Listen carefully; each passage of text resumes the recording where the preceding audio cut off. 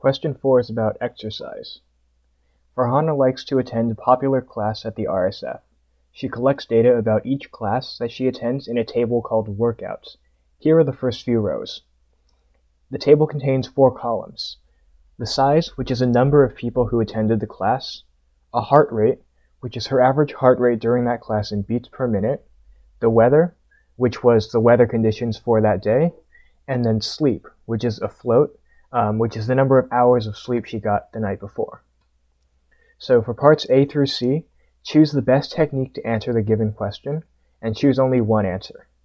So part A is, how high will Farhana's exercise heart rate be today, given that 30 people attended class? So this is asking us to find a relationship between heart rate and the number of people who attended class. So because these are two numerical variables, what I would want to do is draw a scatter plot of where one axis is attendance and then another axis is her heart rate, and see if I can get a line of best fit. And the best technique to do that would be linear regression.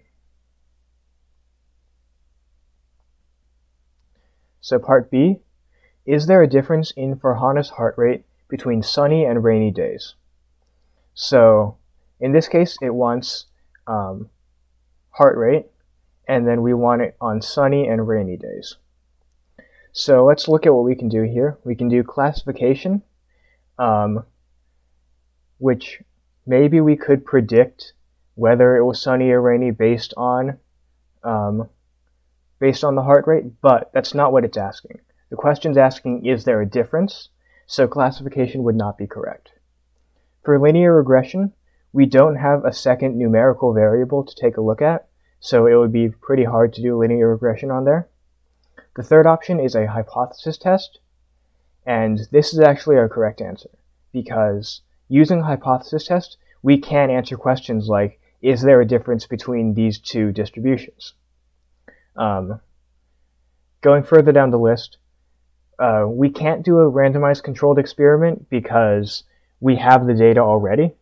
Generally, we would use an experiment to collect data in order to draw conclusions, but given that we already have the data from our classes, we would not want to do a controlled experiment. And then Bayes' rule, there's no real conditions going on here about probability, so we would not want to use Bayes' rule. Part C, what are the most likely weather conditions given that 12 people attended class today? So it's asking, what are the most likely conditions? And this is a prime example of a classification problem. We want to classify the weather based on the attendance of the class. And so here we would use classification. Okay, so part D. Choose the best test statistic on the following alternative hypothesis, and choose only one answer. The alternative hypothesis is that the class size is larger on sunny days than it is on rainy days. So I noticed two things here. The first is that it's comparing sunny days and rainy days. So whatever our test statistic is, we want it to be able to draw a comparison between these two types of weather. The second thing I notice is the word larger. And what that means is that it's specifying a direction of the difference in class size. So it's not saying the class size is different on sunny days. It's saying it's specifically larger. So that'll help us here. Okay, so the first option is the total variation distance between the class size distribution on rainy days and the class size distribution on sunny days. So we would not want to do that here because remember that for total variation distance, we want a bunch of different categories. So in this case, that would not work here because we only have sunny and rainy as our categories. Okay. The second option is the empirical mean of the class size on sunny days. So while this does check how big the class is on sunny days, remember that we need to make a comparison between sunny and rainy days. So this statistic says absolutely nothing about how big the class is on rainy days. So it's not a useful statistic. Okay. The third option is the empirical mean of class size, meaning it doesn't delineate based on the weather.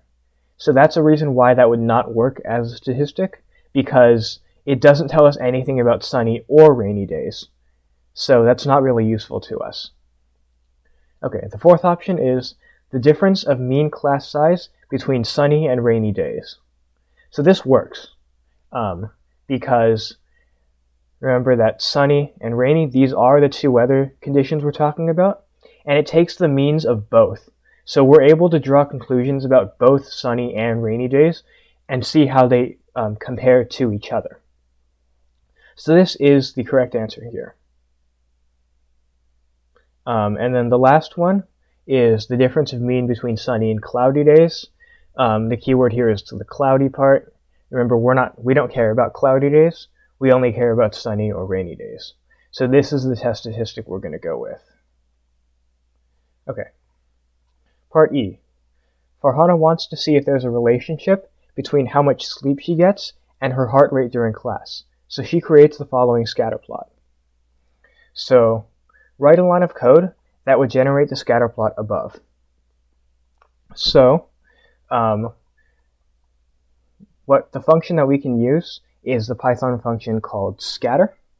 So our table here is called workouts. So the syntax goes workouts.scatter, and then on the x-axis we can put, or the first argument we feed in would be the column label for the x-axis. So we'd want to put in sleep. And then the y-axis would be the label of the second column, so that would be heart rate. And so this would produce the correct code, or the correct output. So the official solutions for this question actually give a different answer, which is workouts.select sleep and heart rate, and then scatter based on sleep. So, oops, sorry about that. Scatter sleep. So this code also does work, but in order to make a scatter plot, you don't necessarily need to only select two columns. I put this code into a notebook and it worked just fine. And in my opinion, this answer right here is the more intuitive of the two. Okay, part F. Which of the following are valid conclusions from this graph? And choose all that apply. Okay, so there is a positive association between sleep and heart rate during class. I would say this is true. If we try to draw a line of best fit through here, it will look something like this. It's an upward sloping line, so I would say yes, there is a positive association. Okay, the second is that there is a negative association. That one is not true, because as I just shown here, it's a positive association, so if it's positive, it's not negative. Okay. These third and fourth one are implying causation between the two. Getting more sleep causes Farhana to have a higher heart rate, or getting less sleep causes Farhana to have a higher heart rate. So remember that we can never ever conclude causation from a scatter plot. We can only conclude an association, not a causation. I'm going to put this in big red letters here because it's really important. Let's see. Warning. You can only conclude causation from a randomized controlled experiment. Never from a scatter plot or an association at all. Okay. And then the last option is that fewer people attend class on rainy days. So we have no idea. Remember, the variables here are only heart rate and sleep, nothing about the weather here. So that's not a very valid conclusion we can make. So in the end, only the first option is correct. Okay. So part G. Farhana asks her friend to compute the correlation between these two variables, but her friend's code has at least one mistake in it. In the code below, circle and cross out each mistake, and if applicable, write in the correct code immediately above. You should assume the standard units function has been defined correctly as in lecture. It takes in an array of data and returns the data in standard units. So let's see. Heart rate in SU equals standard units of workouts.select heart rate. Sleep in SU equals standard units of workouts.select sleep. And then R equals np.sum of heart rate in SU times sleep in SU. So there's actually something wrong with each of these three lines here. So for these two lines, heart rate in SU and sleep in SU, when we call select here, select doesn't return an array. Select gives a table with just this one column. Remember that the standard units function will take in an array. If it takes in a table, it will break the code. So in order to get this heart rate column as an array rather than a table, we should use the function column. So we should change this to column.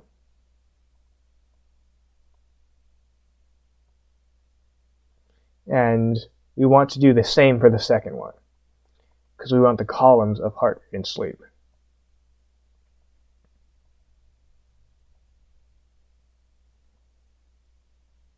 Okay. And then, lastly, R equals np.sum of heart rate in SU times sleep in SU. So this right here should actually be the mean.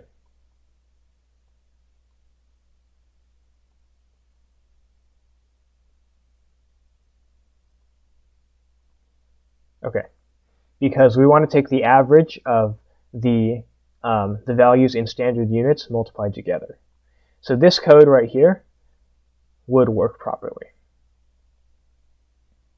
Okay, part H. Suppose we know the following. Farhana's heart rate has an average of 125 BPM and a variance of 25 BPM. Farhana's sleep has an average of 7 hours and a variance of 1 hour. And third, the correlation between Farhana's heart rate and sleep is 0.1. If we were to fit a regression line to the scatter plot, what would the predicted heart rate be when Farhana gets 5 hours of sleep? You can leave your answer as a mathematical expression. Okay, so there's a couple things we want to write down here in mathematical terms. First, the correlation. We can just call this R. So R is 0.1. Okay. Then this word here, variance. Variance is kind of a weird word, but variance is actually relatively simple. It's just the standard deviation squared. Okay. So if my heart rate has a variance of 25 BPM, that means my SD is 5 BPM, because it's the square root of 25. Then, if my variance of sleep is 1 hour, the standard deviation would be the square root of 1, which is just 1 hour. Okay, and so R is 0.1, and that's our correlation coefficient. So, our formula for regression is R times SD of y over SD of x is the slope of our line, right? So we can do this here. So 0.1 is R times, we can let y be heart rate and x be sleep. So 5 equals slope. So our slope is going to be 0.5. So what we're asking here is, what would the predicted heart rate be if we get 5 hours of sleep? So if we get 5 hours of sleep, that would be 2 less than the average amount of sleep. So 5 equals 7 minus 2 hours. And so this 2, that's 2 standard units below the mean. because remember the standard deviation is 1, so 2 would be 2 standard units below. So our predicted heart rate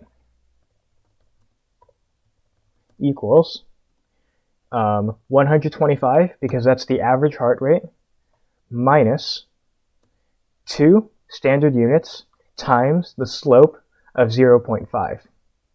And that is equal to 124. So the answer is 124 beats per minute. Okay, now part I. Let's zoom out. Which of the following is the residual plot for the scatter plot shown in part E? So remember, we want two things from the residual plot. The first thing is that there should be no trend in the residual plot, and the second thing should be that the mean of the residual plot is 0. So if we take a look at these, this one you can clearly see, or this one on the bottom right, you can clearly see a positive association. So this is not the correct plot.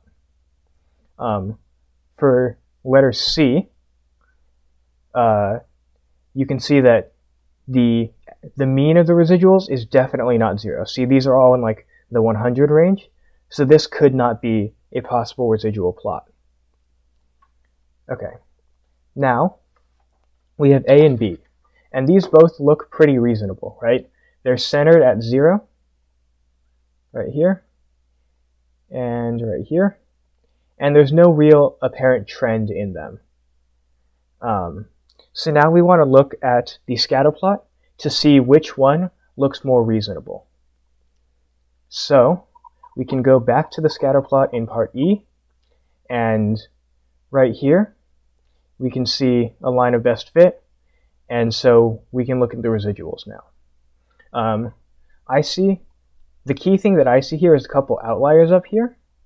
So the residual would be something pretty high, maybe like 30 or so. They're much higher than what they should be according to our model, right? So let's see if we can find those in these plots. So in plot B, I see them right here, right? The residual is about 30, and there's two outliers right next to each other. But on this one, the residuals stop at around 15, meaning that they don't include our two outliers right here. So that indicates to us that A is not the correct residual plot because it leaves out those 2 points. So instead, we pick option B. Okay. Now, part J. Farhana begins a research apprenticeship at the School of Public Health and wants to understand whether the amount of sleep someone gets causes a change in heart rate during exercise. Her lab starts a study with a random sample of Berkeley undergraduate and graduate students who exercise regularly. Which of the following experiments would be able to answer her question? Choose all that apply. Okay, so we wanted to see a cause here, meaning that we need a randomized controlled experiment. So we want to pick all the following things that work as randomized controlled experiments that see whether the amount of sleep changes heart rate. So the first one is ask everyone to measure data in their heart rate during exercise and their sleep. So this is not a controlled experiment because you're not randomizing people into groups, and it's also possible that there could be some bias in the reporting of your heart rate and your sleep. So this is not a randomized controlled experiment. The second one is ask the undergraduates to sleep 7 hours and the grad students to sleep 9 hours, then collect data during exercise. So this is also not a randomized experiment because everyone in the undergraduate group is going to sleep less and everyone in the graduate group is going to sleep more. So we cannot prove causation using this because it could be possible that being an undergraduate versus a grad student can change your heart rate or has an effect on your heart rate, meaning that because you're not putting them into random groups, this is not an experiment. Okay, The third option is randomly assign the groups or the subjects to two groups, have the first group exercise and the second group not exercise, then measure how much sleep they get. So this sounds pretty good at first glance, but what you should realize is that it's actually like going the other way around. Because we want to know, does sleep cause more heart rate? But then this is saying, does your sleep or does your exercise in heart rate cause more sleep? So this is not a good experiment to test causation, because just because the first thing causes the second thing does not mean that the second thing causes the first thing. Okay, the fourth option is to randomly assign the subjects to two groups. Have the first group sleep 7 hours or less per night, and the second group sleep 9 hours or more per night. Then you can collect heart rate data during exercise. So this is a good experiment, right? We have randomization right here. Oops. You give a specific experimental treatment, which is the amount of sleep you're getting, and then you collect their data. So this is a good experiment that can test causation. And then the last one is, it is impossible. Well, it's not impossible. We just found out a way of experimenting that does work. So the answer is just this option.